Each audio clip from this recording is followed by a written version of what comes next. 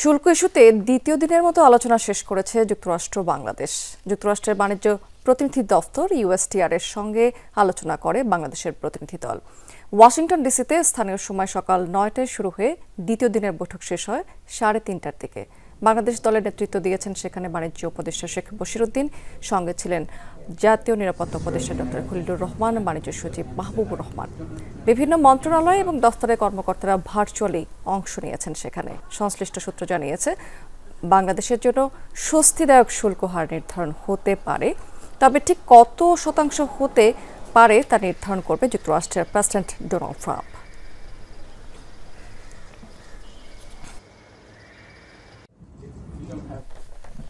দর্শক, এই বিষয়ে একটু বিস্তারিত আলোচনার জন্য এই মুহূর্তে আমার সাথে সরাসরি যুক্ত হচ্ছেন যমুনা আমাদের সহকর্মী রিমন রহমান। রিমন, এই যে দ্বিতীয় দিনের মতো তো আলোচনা শেষ করেছে যুক্তরাষ্ট্র বাংলাদেশ শুল্ক ইস্যুতে, তো এই দুই দেশের আলোচনা আসলে কোন কোন বিষয়ে গুরুত্ব পেল একটু জানতে চাই।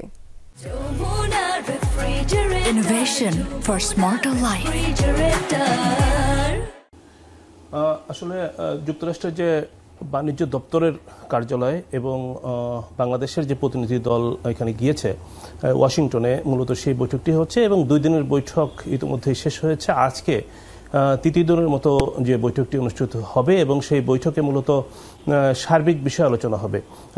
2 দিনের আলোচনায় কিন্তু বিশেষ বিশেষ দুই দেশের বাণিজ্য বৃদ্ধি কিভাবে করা যায়, বাণিজ্য ঘাটতি কিভাবে কমিয়ে আনা যায়, সেসব বিষয়ে আলোচনা হয়েছে। বাংলাদেশ একটি অবস্থানপত্র আগেই প্রেরণ করেছিল যুক্তরাষ্ট্রের কাছে, অর্থাৎ ইউএসটিআর কাছে, এবং সেই অবস্থানপত্র নিয়েই কিন্তু এই আলোচনার টেবিলে আলোচনা হচ্ছে। বাংলাদেশ যে বিষয়টি যুক্তরাষ্ট্রকে স্পষ্ট করার চেষ্টা করছে সেটি হচ্ছে যে বিশাল যে বাণিজ্য ঘাটতি রয়েছে, অর্থাৎ $8 বিলিয়ন আমরা রপ্তানি করি, যুক্তরাষ্ট্র $2 বিলিয়ন কিছুটা বেশি বাংলাদেশে রপ্তানি করে, অর্থাৎ বাণিজ্য ঘাটতি যে $6 বিলিয়ন রয়েছে সেই বাণিজ্য ঘাটতি কিভাবে কমিয়ে আনা যায় সেই বিষয়গুলো কিন্তু এখানে আলোচনা হচ্ছে। এবং বাংলাদেশ ইতিমধ্যে কিন্তু কয়েকটি উদ্যোগ নিয়েছে, সেই উদ্যোগগুলোও কিন্তু যুক্তরাষ্ট্রকে জানানো হচ্ছে। সেই উদ্যোগগুলোর বিষয়ে হচ্ছে বিমান কেনা, বোয়িং বিমান কেনার বিষয়ে আলোচনা হচ্ছে। তারা বলেছে পাশাপাশি যুক্তরাষ্ট্র থেকে গম কেনার যে বিষয়টি রয়েছে সেটাও কিন্তু সেখানে তুলে ধরা হচ্ছে। অর্থাৎ বাংলাদেশ যে একটি প্রস্তুতি নিয়েছে সেই প্রস্তুতির বিষয়টি কিন্তু যুক্তরাষ্ট্রকে জানানো হচ্ছে এবং যুক্তরাষ্ট্র কিন্তু পাল্টাপাল্টিভাবে তাদের যে শর্ত বা কি পূরণ হয়েছে সেটি কিন্তু জানতে চাচ্ছে বাংলাদেশের কাছে। ফলে বাণিজ্য ঘাটতি কমানোর এক ধরনের লক্ষ্য আসলে রয়েছে সেখানে, কিন্তু আমরা কিন্তু প্রত্যাশা করছি যে স্বস্তিদায়ক একটি শুল্ক হার নির্ধারণ করা হবে। কিন্তু যদি বাড়তি শুল্ক নির্ধারণ করা হয় সেক্ষেত্রে আসলে কি কি চ্যালেঞ্জের মুখে বাংলাদেশ পড়তে যাচ্ছে?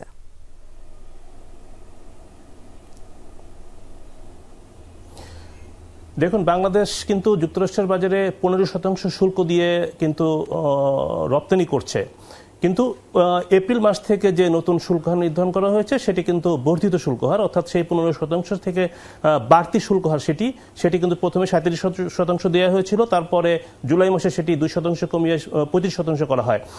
এখন যেটি হচ্ছে যে একটি চ্যালেঞ্জ সেটি হচ্ছে যে বাংলাদেশ আসলে কত শতাংশ শুল্ক নির্ধারণ হবে সেই বিষয়টি কিন্তু এখনো বলা কঠিন। গতকাল কিন্তু ভারতের বিষয়ে একটি স্পষ্ট করেছেন ডোনাল্ড ট্রাম্প।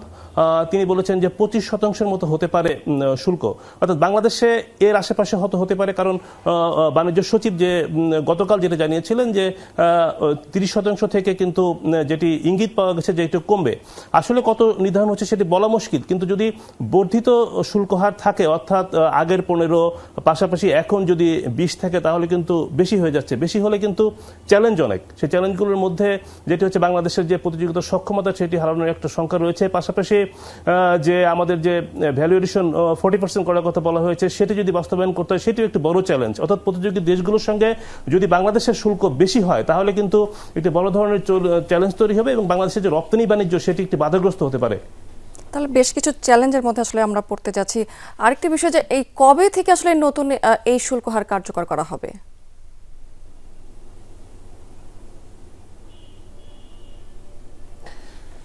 দেখুন, এপ্রিল মাসে যখন ডোনাল্ড ট্রাম্প এই পাল্টা শুল্ক প্যাকেজ নিয়ে আসেন এবং সেটি কিন্তু মে মাসে কিন্তু কার্যকর হওয়ার কথা ছিল, কিন্তু সেটি 3 মাসের জন্য স্থগিত করেছিল তারা, এবং যেটি বলা হচ্ছিল যে 1 আগস্ট থেকেই সেটি কার্যকর হবে, অর্থাৎ আর কিন্তু একদিন রয়েছে, অর্থাৎ গতকালকে কিন্তু এটা কার্যকর হওয়ার কথা। তবে এখনো কিন্তু অনেক দেশের সঙ্গে আলোচনা চলছে এবং সেই চলমান আলোচনা আসলে কতটা দীর্ঘায়িত হবে সেটির উপর কিন্তু নির্ধারণ আসলে বলা যাচ্ছে না যে আসলে কবে থেকে কার্যকর হবে। তবে আমরা যেটি ধরে নিচ্ছি যে এটি আগামীকাল থেকে কিন্তু এটা কার্যকর হতে পারে।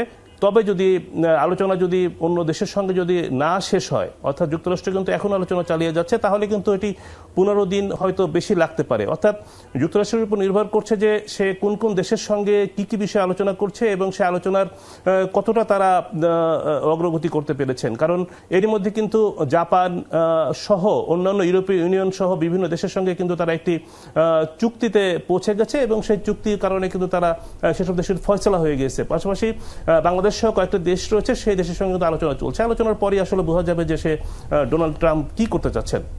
জি নিশ্চয়ই, অনেক ধন্যবাদ আপনার মূল্যবান বিশ্লেষণের জন্য। দর্শক, আমরা শুল্ক ইস্যুতে কথা বলছিলাম আমাদের সহকর্মী রিমোট রহমানের সাথে।